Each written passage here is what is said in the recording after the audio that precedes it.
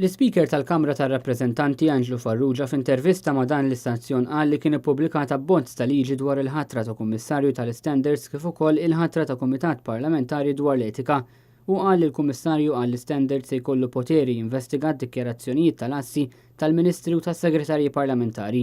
Il-Kummissarju tal-Standards ħajkollu l-poteri illi jinvestiga wkoll id-dikjarazzjonijiet. Fosthom jekk tidħol fil-ħin.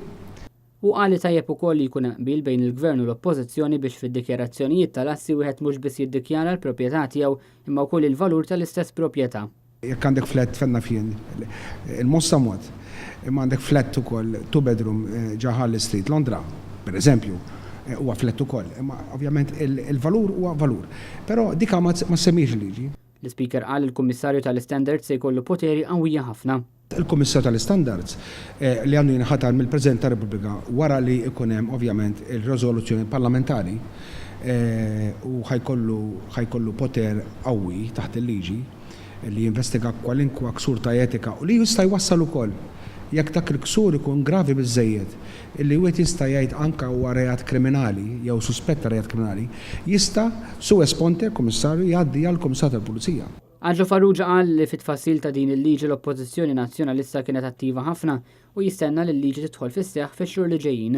Meta konna niddiskutu dal-abbozz li huwa abbozz pjuttost qawwi u jiena stanlek ħajjagħmel rivoluzzjoni fil-mod kif isiru affarijiet fil-Parlament.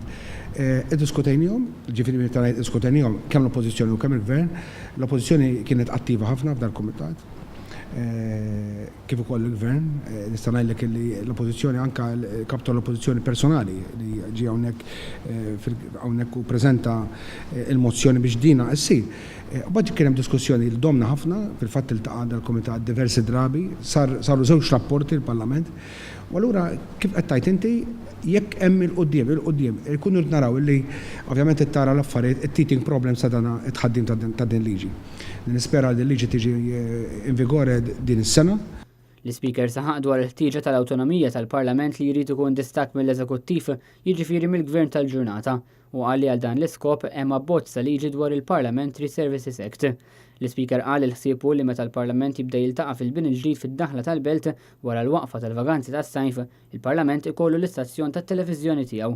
Anka issa qed nitkellmu fuq l-awtonomija tfisser illi tikollok ukoll il-channel parlamentari, il-TV channel tal-Parlament biex il-poplu jara verament il-komportament u anke jara il-preparazzjoni tal-membri parlamentari, membri tal-Gvern, membri tal-Oppożizzjoni u ma' min huma biex bekk ikunu accountable għal amilu.